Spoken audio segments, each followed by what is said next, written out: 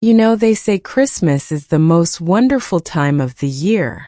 But let me tell you something, honey. Not for everyone. I'm 70 years old now, sitting here in my little apartment in Portland, Oregon, watching the snow fall outside my window. And every Christmas I remember that Christmas. The one that changed everything. The one where I celebrated alone with my 2 babies while my husband, Tom, was wrapped up in someone else's arms. My name is Margaret Louise Henderson, and this is my story. A story about heartbreak, betrayal, and somehow finding the strength to keep going when everything falls apart. It was December 1978. I was 28 years old, living in a cozy house in Seattle, Washington, with my husband Tom and our 2 kids, little Danny, who was 6, and sweet Sarah, just 4 years old. We weren't rich, but we had each other. Or so I thought. You see, Tom worked at Boeing, and I was a stay-at-home mom, doing everything I could to make our house a home. I baked cookies, decorated every corner with tinsel and lights, and made sure those kids felt the magic of Christmas in every little thing. But that year was different. It started in November. Tom began coming home late, real late. "Work's crazy, Maggie," he'd say, barely looking at me. "End-of-year deadlines, you know how it is." And I believed him. I wanted to believe him, because what's a marriage without trust, right? But then came the phone calls that would end the second I walked into the room. Whispers, lies, and that perfume. A perfume I'd never worn clinging to his shirts. I confronted him 2 weeks before Christmas, right there in our kitchen, while the kids were watching Rudolph the Red-Nosed Reindeer in the living room. "Tom," I said, my voice shaking, "is there someone else?" He looked at me, really looked at me, and for a moment I saw something in his eyes. Guilt? Shame? But then he turned away. "You're being paranoid, Maggie," he said coldly. "Maybe if you weren't so focused on the kids all the time, we'd still have something." Those words, those awful words, they cut deeper than any knife ever could. Christmas Eve arrived and Tom dropped the bomb. He packed a bag. Right there in front of the Christmas tree we decorated together just days before. "I'm leaving," he said flatly. "I'm spending Christmas with Linda. She gets me, Maggie. She makes me feel alive again." Linda. Some woman from his office. Younger. Prettier probably. Everything I wasn't anymore, according to him. Danny stood at the top of the stairs, clutching his teddy bear. "Daddy? Where are you going?" Tom didn't even look up. He just walked out that door, leaving me standing there with tears streaming down my face and 2 confused, heartbroken children wondering why their daddy didn't want to be with them on Christmas. That night, Christmas Eve, I tried so hard to hold it together.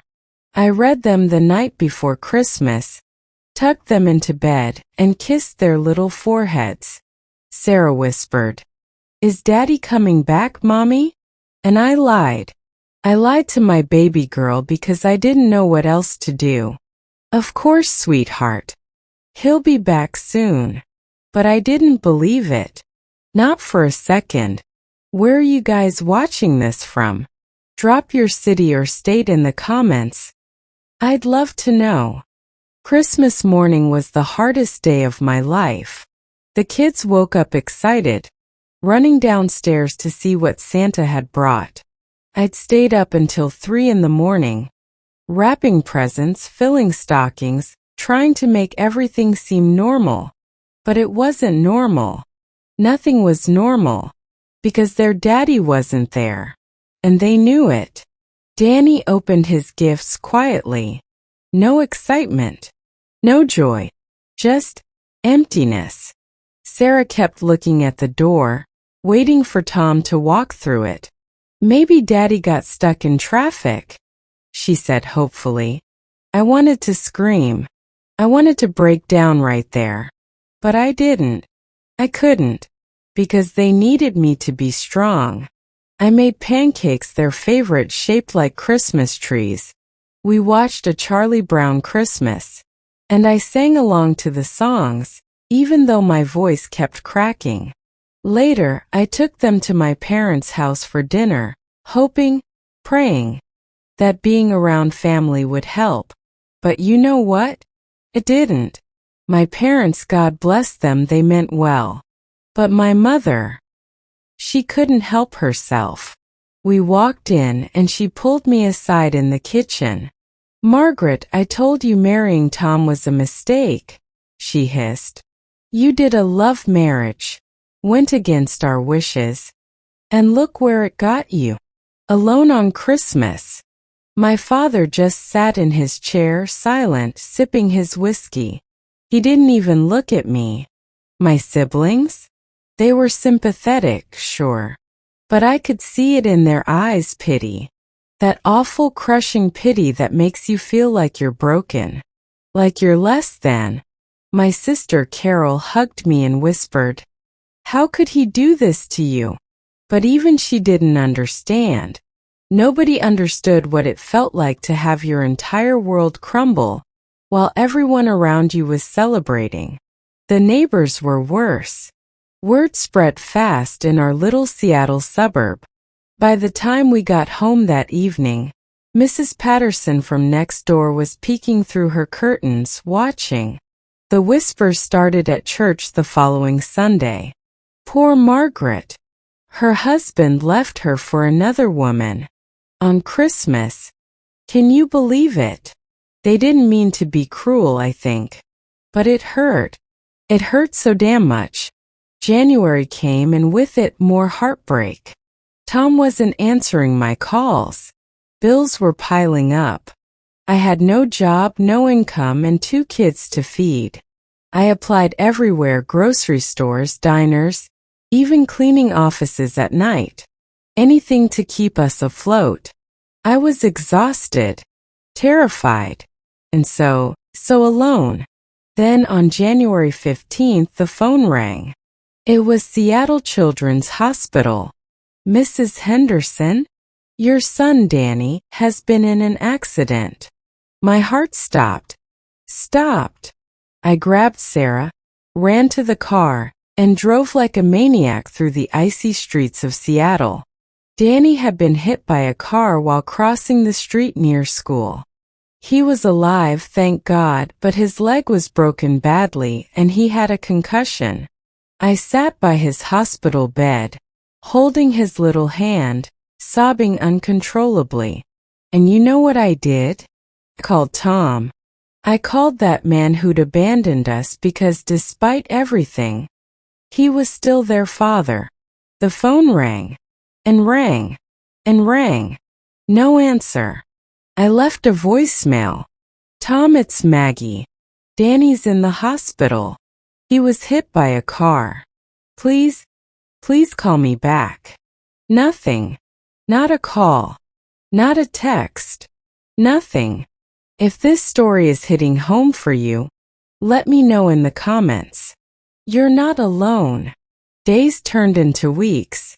Danny recovered slowly, but the medical bills? They were crushing. I worked 2 jobs, waitressing at a diner during the day and cleaning offices at night. I barely slept. Sarah started acting out at school, and Danny became withdrawn. He stopped smiling, stopped laughing, and I blamed myself. Every single day. One night I broke down completely. The kids were asleep, and I sat on the kitchen floor, surrounded by bills I couldn't pay, crying so hard I thought I'd never stop. Why? I whispered to no one. Why did this happen to me? What did I do to deserve this? And in that moment I felt so small, so worthless, like I'd failed at everything that mattered. But then, something shifted. I don't know how to explain it. Maybe it was sheer exhaustion. Maybe it was survival instinct. But I got up off that floor, wiped my tears, and I made a decision. I decided that Tom didn't get to destroy me. That Linda, whoever she was, didn't get to take my life away. That I was more than this pain. I started seeing a therapist, Dr. Clara Jensen, a kind woman with an office in downtown Seattle. She helped me process the anger, the grief, the crushing loneliness. "Margaret," she said one day, "you didn't fail. He did. He failed you. He failed those kids. But you're still here. Still fighting. That's not failure. That's strength." I joined a support group for single moms. Women like me. Women who'd been left, betrayed, abandoned. And for the first time in months, I didn't feel so alone. We shared our stories, cried together, laughed together. And slowly, so slowly, I started to heal. I went back to school, got my nursing degree. Took years. Years of juggling work, kids, classes. But I did it. And you know what? I became a damn good nurse. I worked at Virginia Mason Hospital in Seattle for 30 years, helping people, making a difference. I rebuilt my life, piece by piece. Danny and Sarah, they grew up strong. Danny became a teacher, helping kids who'd been through tough times, just like him. Sarah's a social worker now, advocating for single mothers and families in crisis. I am so proud of them, so proud of who they became despite everything. As for Tom, I heard through the grapevine that he and Linda didn't last. Shocking, right? He reached out years later wanting to reconnect with the kids. But by then they were adults. They made their own choices. Danny wanted nothing to do with him. Sarah gave him a chance, but it was strained. Awkward. Because you can't just walk back into people's lives after abandoning them and expect everything to be okay. Now here I am, 70 years old, living in Portland, surrounded by photos of my grandkids. And you know what? I made it. I made it. That Christmas in 1978. The worst Christmas of my life. It didn't break me. Changed me. But it didn't break me. So if you're going through something like this right now, if you're alone this holiday season, if your partner left you, if you're struggling to keep it together for your kids, listen to me. You are stronger than you think. You are. This pain you're feeling, it's real. It's valid. But it doesn't define you. You are not your circumstances. You are not your heartbreak. Here's what I learned, and I want you to hear this. First, let yourself grieve. Cry. Scream. Break down. It's okay. You don't have to be strong every second of every day. Feel what you need to feel. Second, reach out. Talk to someone, a friend, a therapist, a support group. You don't have to do this alone. You shouldn't do this alone. Third, take it one day at a time. Some days just getting out of bed is a victory. And that's okay. Celebrate the small wins. Fourth, protect your kids, but be honest with them. They're stronger than you think. They need to know it's okay to feel sad, angry, confused. And they need to know it's not their fault. And finally, believe that better days are coming. Because they are. Promise you they are. You will laugh again. You will find joy again. You will build a life that's even better than the one you lost. That Christmas alone with my kids? It was the darkest night of my soul. But it led me to a dawn I never could have imagined. And if I can make it through, so can you. Merry Christmas, honey.